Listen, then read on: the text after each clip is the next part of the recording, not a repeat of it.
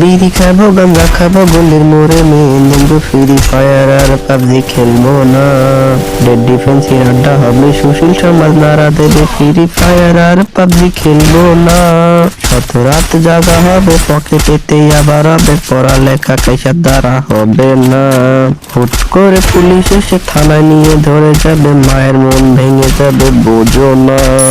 এ দেশের ভালো হতে তোমরাই দিচ্ছ না। পড়ালেখার পাশাপাশি ঘরে বসে ইনকাম করি কারো কাছে গিয়ে হাত পাতি না।